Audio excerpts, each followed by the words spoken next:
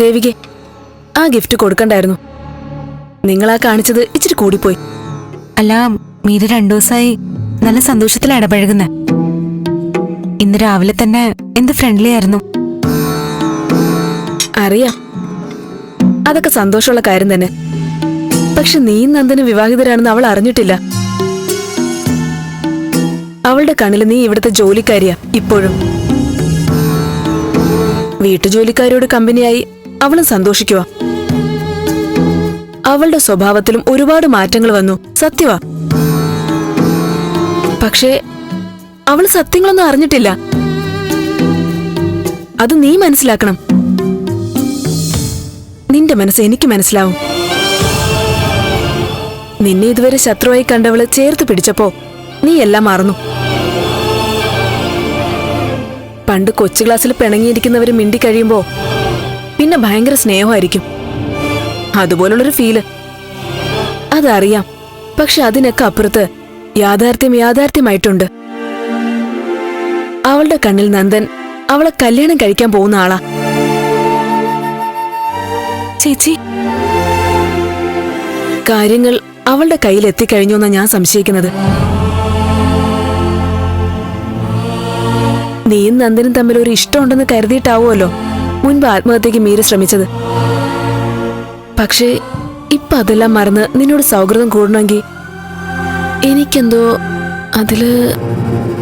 അപ്പൊ ഞാൻ ഇനി കൂടുതലൊന്നും പറയണ്ടല്ലോ.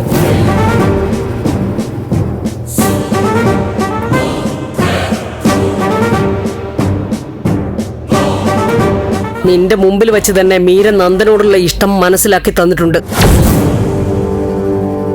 ബാക്കിയുള്ളവർ കൂടി അത് മനസ്സിലാക്കി അങ്ങ് പെരുമാറിയാ മതി. എന്ത് നന്ദനോടുള്ള ഇഷ്ടം കാണിച്ചു? ഗിഫ്റ്റ് കൊടുക്കുന്നവർക്ക് ഷെയ്ക്കാൻഡോ ഹഗ്ഗോ ഒക്കെ പതിവാ. അതിനെ ആര് കൊടുത്താലും അങ്ങനെയൊക്കെ തന്നെ ആയിരിക്കും. നീ ന്യായീകരിച്ചാലും അവൾക്ക് കാര്യം മനസ്സിലായിട്ടുണ്ട്. നന്ദന്റെയും മീരയുടെയും ഇടയിൽ ഒരു കരടോ ശകനം മുടക്കി ഒന്നും ആകാതെ സ്വയം അങ്ങ് മാറുന്നതാകും നിനക്ക് നല്ലത്.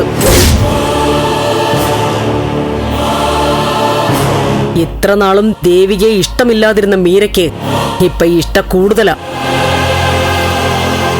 താലി കെട്ടാൻ പോകുന്നവന്റെ ഭാര്യയാണെന്ന കഥയെങ്ങാനും ഇനി അവളുടെ കാതിലെത്തിയാലുണ്ടല്ലോ, അന്ന് തീരും എല്ലാം.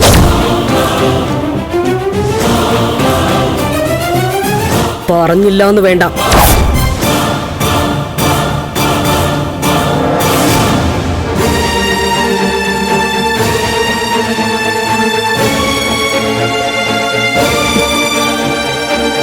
ഇത് അമ്മയുടെ അടുത്ത തന്ത്രവാ. നീ പേടിക്കാൻ നിന്നാ ഇനിയും പഴയപടിയാവും. സൗഹൃദമൊക്കെ കൊള്ളാം, മീരയോട് ശത്രുതയും വേണ്ട. പക്ഷേ നന്ദന്റെ ഭാര്യയാണെന്നുള്ള അവകാശത്തിനു മുകളിൽ ആരും ചേർത്ത് നിർത്തണ്ട.